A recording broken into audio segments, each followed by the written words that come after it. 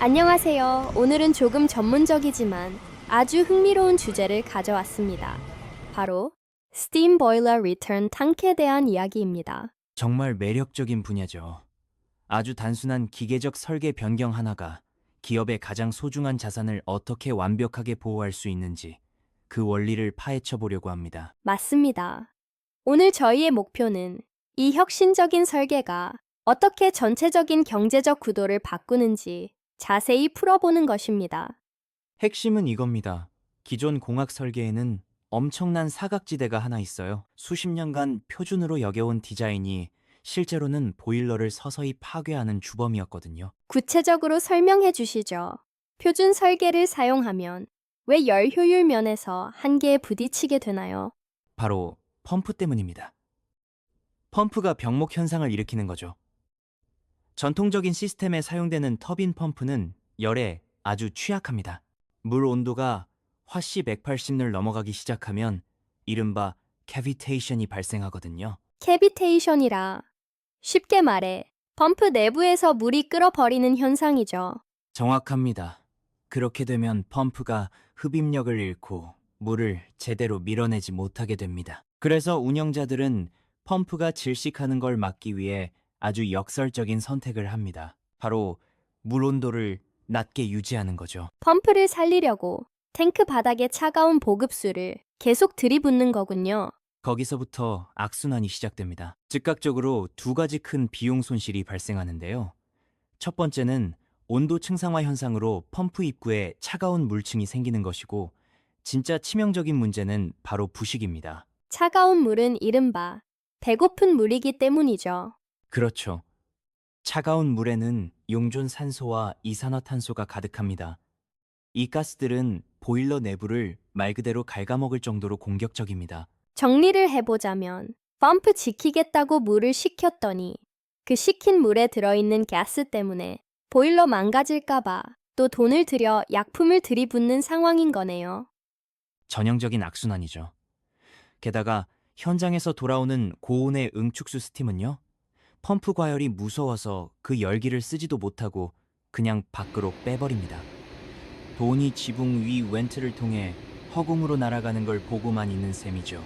제스토스는 바로 이 결함을 해결하기 위해 등장했습니다. 펌프가 문제라면 제스토스는 어떻게 이 고리를 끊었나요? 열의 흐름 자체를 완전히 뒤집었습니다. 버려지던 에너지를 주력 자원으로 바꾼 거죠. 탱크 맨 바닥에 열교환 코일을 설치해서 고에너지의 환수 응축수와 스팀이 이곳을 가장 먼저 통과하게 만들었습니다. 버려지던 에너지가 엔진이 되는 거군요. 탱크에서 가장 차가웠던 바닥이 갑자기 가장 뜨거운 곳이 되겠네요. 맞습니다. 저희는 이걸 thermal inversion이라고 부릅니다. 탱크 하단 온도가 화씨 212까지 치솟게 되죠. 그 온도가 바로 마법의 숫자군요. 가스들에게는 킬존이나 다름없습니다.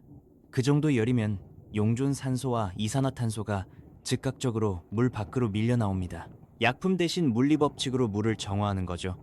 또한 응축수 탱크 안에서 철과 산소가 만나면 녹슨 맛을 만들어내는데요. 여기서 용존 산소를 제거하면 스팀에서 느껴지는 미세한 금속 맛을 없앨 수 있습니다. 잠깐만요. 그러니까 스팀의 맛이 식품의 맛에도 영향을 미친다는 건가요? 보일러 때문에 음식에서 소의 맛이 날 수 있다는 말씀이세요. 충분히 그럴 수 있습니다. 특히 스팀을 직접 식품에 분사하는 공정에서는 치명적이죠. 제스토스는 장비만 보호하는 게 아니라 최종 제품의 품질까지 지켜주는 셈입니다. 정말 놀라운 통찰이네요. 그런데 화씨 200b의 물이면 일반적인 펌프는 다 망가질 텐데 끓는 점의 물을 어떻게 이동시키나요? 일반 펌프는 안 되죠. 제스토스는 그룬드포스 수직 다단 펌프를 사용합니다. 아주 강력한 녀석이죠.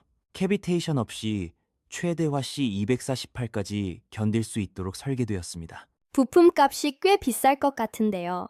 보일러라는 거대한 자산을 보호하기 위한 고품질 투자인 셈입니다. 여기에 구식 플로트 밸브 대신 최신 마이크로칩 컨트롤러를 더해 정밀한 제어까지 가능하게 했죠. 이제 실질적인 경제성 이야기를 해보죠. 주인 입장에선 제스토스의 가격과 일반 탱크의 가격을 비교할 텐데요.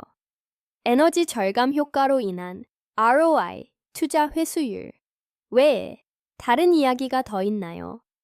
사실 이 경우에는 ROI보다 COI, Cost of Inaction, 즉 방치했을 때 발생하는 비용을 따져봐야 합니다. 아무것도 하지 않았을 때 어떤 일이 벌어지나요? 만약 열 충격이나 부식으로 보일러가 터지면 수리비 2만에서 10만 달러는 시작일 뿐입니다.